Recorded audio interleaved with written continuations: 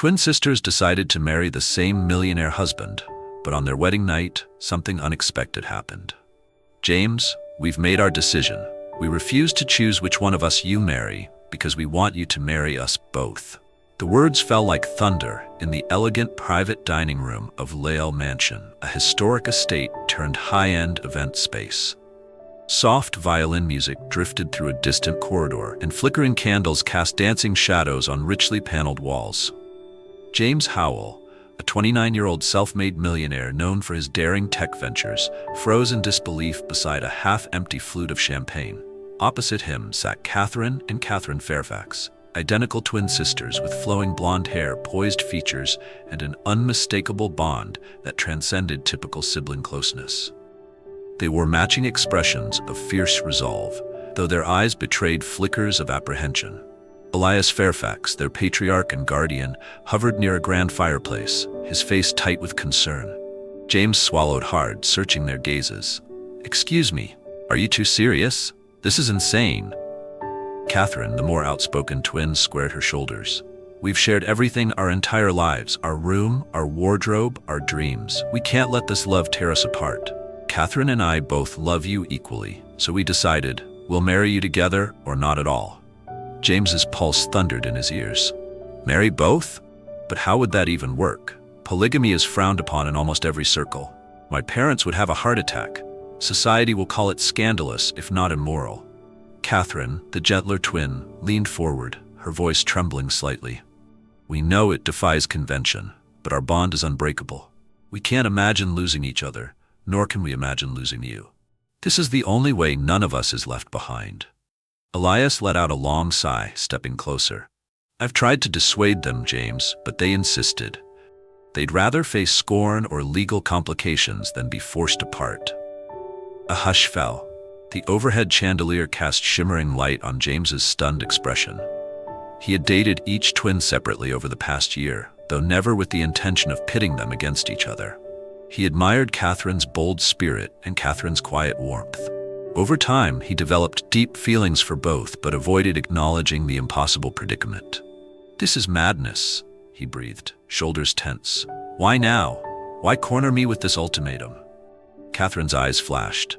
"Because we won't watch you choose between us. We decided weeks ago that if you cared about us both, you might see this as a solution, not a scandal." Catherine's voice softened. "We love you, James, and we love each other. Our hearts tell us this is the path." James exhaled, clenching his fists. "Do you realize how complicated this will be? Legally? Socially? Are you ready for the backlash, my family's condemnation, the tabloids feasting on this story?" "We are," the twins said in unison, their matching features underscoring their unwavering unity. Arriving with this bold proposal, the sisters had shattered traditional romance by demanding a triple union. James's life teetered on the brink of a scandal he never anticipated. He stared at them, torn between deep affection and the gravity of their demand. "Give me time," he finally whispered, his voice tight with emotion. Elias gently ushered him toward the exit, murmuring, "No one's forcing your hand, son, but understand, these girls rarely waver once they set their hearts on something." As James staggered away from the candlelit scene, he felt the weight of an unimaginable choice pressing on his chest. Love had never felt so complicated, nor so potentially all-consuming. James returned to his downtown penthouse that night, nerves raw. The city lights shimmered below, reflecting off his sleek glass windows.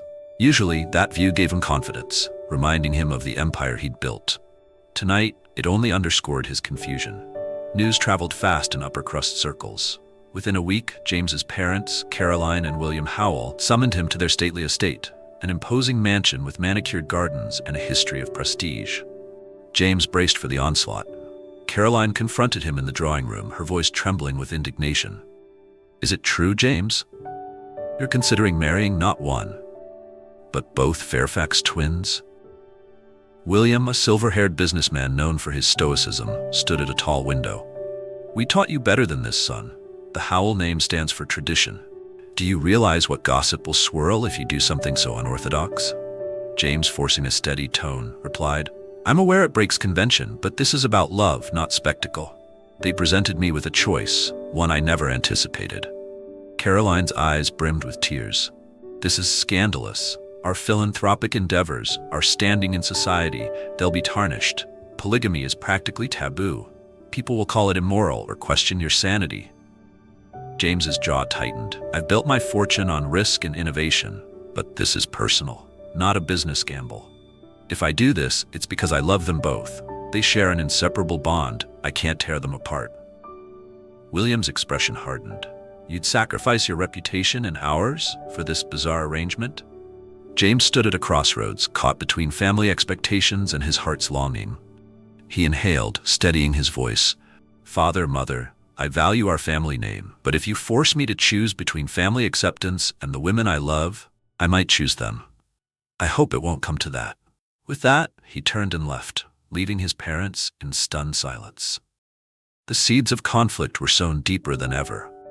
Meanwhile, at the Fairfax estate, the twins braced for a similar storm. In their ivy-covered manor with its warm ambiance, Catherine and Catherine faced a wave of reactions from extended relatives. Some labeled them naive or attention-seeking. Others pitied them for entangling themselves in an impossible scenario. Elias, perched in his study, listened as they vented their frustrations. Catherine paced, eyes flashing. Why can't they see we're sincere?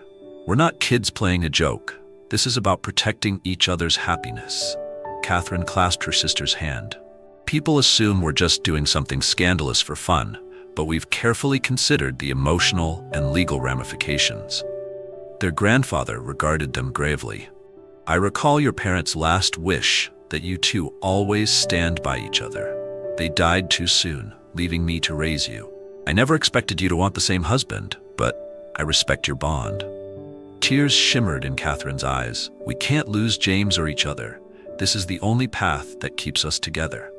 Elias nodded, sighing. Then I stand with you, no matter the backlash. Be prepared, though. Society's scorn can be brutal. While the twins felt buoyed by Elias's support, they also recognized how precarious their situation was. They hoped James would find the courage to accept their arrangement fully. James's decision, unknown to them, James was inching toward a resolution. After countless sleepless nights, he arranged a private meeting with the twins at a secluded garden cafe. The sun dappled through vine-draped trellises, and a soft breeze carried the scent of roses. The sisters arrived side by side, wearing matching pastel dresses, their faces taut with anticipation. I've made up my mind, James said, nerves thrumming. Despite my family's outrage, despite the media storm that's sure to follow, I choose you both. I can't imagine hurting either of you by trying to separate your hearts. Catherine exhaled a visible sigh of relief, a brilliant smile breaking across her face. Catherine's eyes welled with tears of gratitude. Thank you, James, she whispered. We know this won't be simple, but you won't regret it.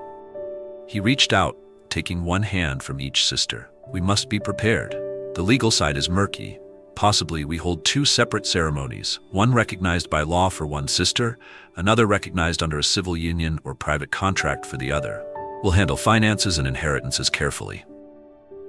We will, Catherine said firmly. We've consulted attorneys discreetly. There are ways to structure a triad, though it's rarely done. James's acceptance sealed their triple union. They would proceed with an unprecedented path. The next challenge would be planning the ceremonies and surviving the ensuing scandal.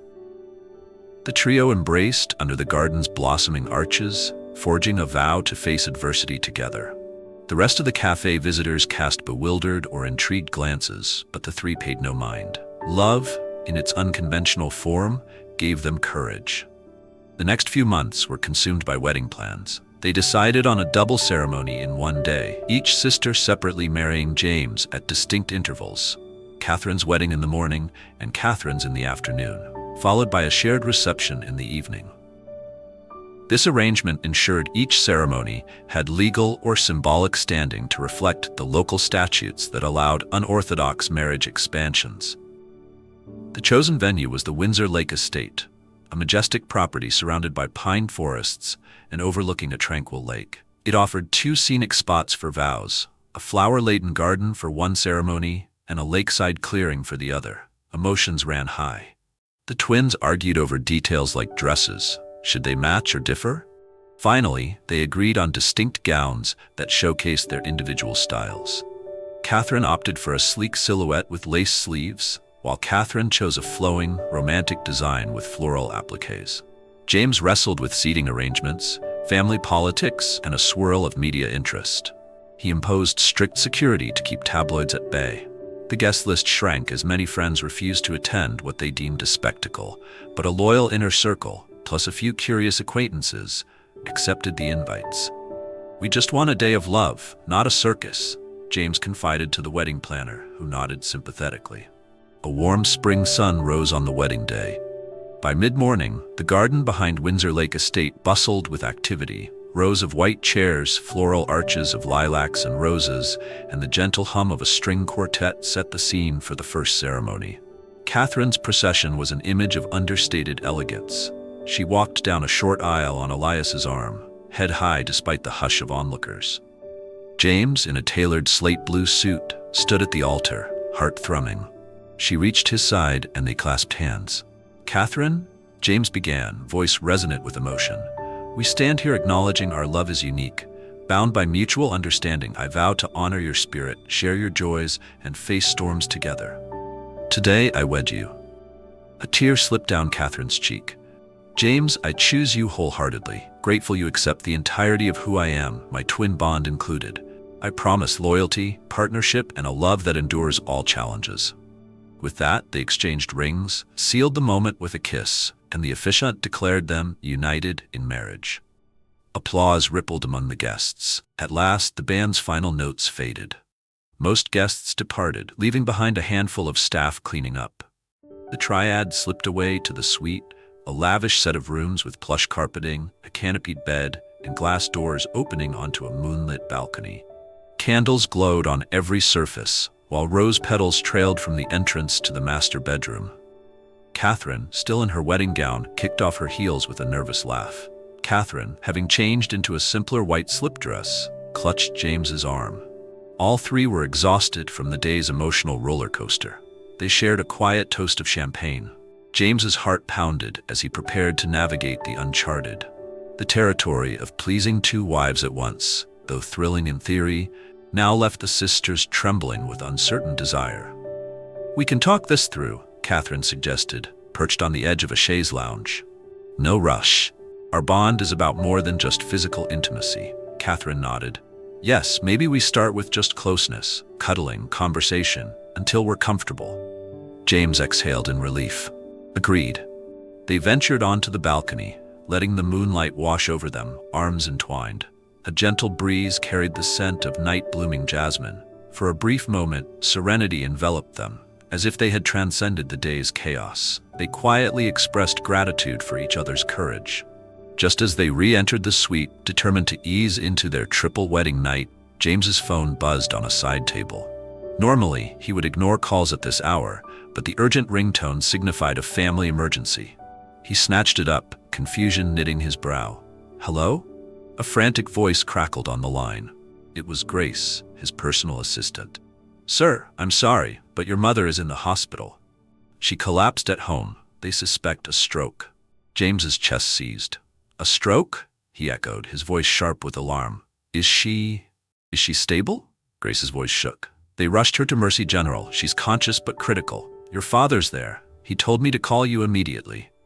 With this harrowing phone call, the triad's wedding night euphoria crumbled under the weight of a sudden family crisis. James's mother, an outspoken critic of the triple marriage, now lay in peril. He ended the call and turned to the sisters in horror. "My mother's in the hospital. Something happened. A stroke. I have to go." Catherine and Catherine exchanged a stricken glance. The heartbreak of seeing James's wedding night derailed once again was evident, but the gravity of a mother's life overshadowed all else. "We're coming with you," Catherine insisted, hurrying to gather her things. "Yes, we can't let you face this alone," Catherine added, tears brimming. Though James worried about how his parents would react to the twins' presence in such a crisis, he nodded. He needed them. As dawn broke, the surgeon emerged, removing her surgical mask with a weary sigh. She survived the operation, but the next 48 hours are critical. If the swelling in her brain subsides, she might regain partial function. We're doing everything possible. William exhaled shakily, nodding. James pulled the sisters aside, blinking back tears. I feel so guilty. The stress from our scandal, maybe it triggered her stroke. Catherine pressed his hand. You can't blame yourself. She's older. She might have had risk factors. Stress alone doesn't always cause strokes. Catherine nodded firmly. Still, let's stand by her. Show her that our triad isn't about humiliating the family, but about unconditional love. Later that afternoon, Caroline was moved to the ICU, sedated. William allowed James brief visits while the sisters waited in the hallway. Day turned to night again. On the second morning, a nurse announced that Caroline was awake and stable enough for visitors, in short intervals. William invited James in first. Within the dim room, Caroline lay attached to monitors, half her face slack from partial paralysis. She opened her eyes as James approached, tears gleaming. Mom, he whispered, voice cracking. You're going to pull through? The doctor says you have a chance to recover function with therapy. She tried to speak, but her words slurred. She managed to form a broken sentence. I was so upset about your marriages. James squeezed her hand. I know, but that's not important now. I need you healthy, no matter what. A tear slipped down Caroline's cheek. Love you, James. Don't want to lose my son. In that moment, maternal love overshadowed her scorn for James's triple union. Caroline realized the fragility of life dwarfed the scandal. Mom, I love you too. The twins are here if you'd like to see them. Caroline closed her eyes briefly, then gave a tiny nod. A nurse allowed each twin a brief visit, one at a time. Catherine and Catherine each approached the bedside with trembling hearts, offering gentle words of support. Though speech remained difficult, Caroline's gaze softened with acceptance. She might never fully endorse their marriage, but the near-death experience forced her to reprioritize. A new beginning. After Caroline stabilized, the triad found a chance to leave the hospital for some much-needed rest. They returned to their suite at Windsor Lake Estate, which had kindly extended their stay. The staff had left the wedding decor in place, hoping they might return to celebrate. 1 week after the stroke scare, James guided Catherine and Catherine back into the honeymoon suite at sunset. Candlelight flickered across polished floors. Fresh rose petals had been scattered in quiet homage to the newlyweds. Are you sure? Catherine asked softly, recalling their abrupt departure on their original wedding night. We can wait if you're still worried about your mom. James, his eyes weary but resolute, shook his head. She's on a path to recovery. My father is by her side. They actually insisted we come here and finish what we started. So let's attempt to find our moment of peace. Catherine slid her arms around James from behind. We almost lost everything, but maybe we can finally share our first night as husband and wives. They agreed, hearts brimming with relief that the worst seemed behind them. As they strolled through the suite, they found a bottle of chilled champagne waiting. They popped the cork and toasted quietly to Caroline's survival, to forging a family that defied tradition, to unconditional support that overcame condemnation. Then, in soft candlelight, they settled onto plush couches, talking openly about their hopes, fears, and the deep love that bound them. The tension that once threatened to overshadow their wedding night gave way to gentle laughter and tender caresses. Each sister, in turn, shared a slow dance with James, while the other watched, content in the knowledge that jealousy could be overcome with trust. We might not have a standard marriage, Catherine murmured, head resting on James's shoulder, but it's ours, and that's enough. In the ensuing months, the triad navigated living arrangements. They purchased a spacious country estate with separate bedroom suites for each sister and a communal living space, ensuring privacy yet fostering unity. The community's initial shock gradually mellowed into mild curiosity. Some invited them to dinner parties out of fascination, while others drifted away, scandalized. James's father, though still uneasy, visited occasionally. Caroline, fighting to regain her speech, accepted their presence with increasing grace. The sisters overcame occasional pangs of jealousy by maintaining open dialogue and scheduling personal date nights with James, balanced by family time for all three. And though not recognized by mainstream law, they found ways to ensure each sister had legal and financial security. During philanthropic galas or public events, they faced stares and whispers. But as time passed, people saw a genuine, affectionate bond rather than a tawdry spectacle. The triad built a reputation for generosity. James's business successes funded charity initiatives that the sisters supported wholeheartedly. "We can be unconventional and still give back," Catherine told a journalist who discreetly covered their philanthropic gala. Love doesn't have to fit a single mold to be real. One morning, about a year after the wedding, the triad convened in their estate's sunlit breakfast nook. The orchard outside was in bloom, white blossoms drifting in the warm breeze. James sipped coffee, smiling at the memory of his mother's recent visit. She was walking with a cane now, speech improved. She'd shared a meal with them, gradually acknowledging their family dynamic. Catherine placed a plate of fresh pastries on the table. "So the question is, are we ready to expand this family, or is that too big a leap right now?" Catherine bit her lip thoughtfully. "Children? That's a complicated discussion. How would we handle it? Ethically, emotionally?" James reached for their hands, a gentle grin forming. "We don't have to decide today, but if and when we do, we'll navigate it with the same honesty that's guided us so far." They nodded, hearts filling with a shared sense of possibility. Their triple marriage faced unique hurdles, but they'd already proven that unwavering commitment and clear communication could carry them through. If children were next, they'd adapt again, forging a path no less unorthodox but fueled by love's resilience. That evening, they strolled together through blossoming gardens, the setting sun bathing them in an orange glow.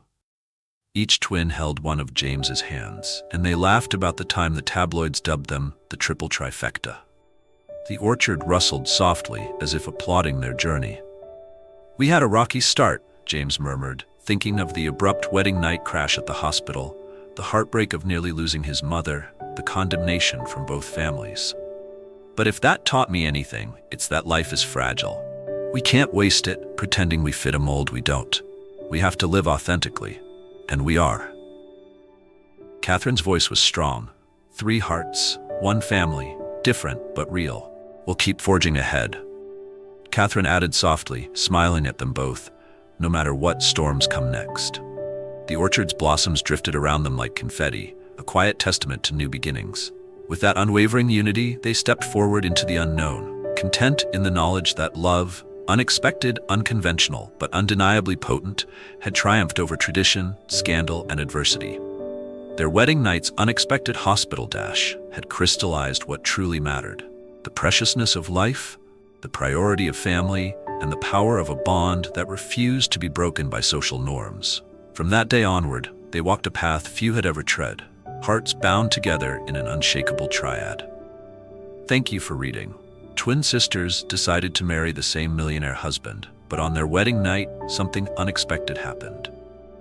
We hope this story highlighted that love can defy convention and withstand life's sudden upheavals. If you enjoyed this narrative, we invite you to subscribe to Soul-Stirring Stories. By subscribing, you'll stay up to date with more emotionally charged, thought-provoking tales that celebrate romance, courage, and the boundless forms love can take. Join Soul-Stirring Stories today and never miss another moving journey.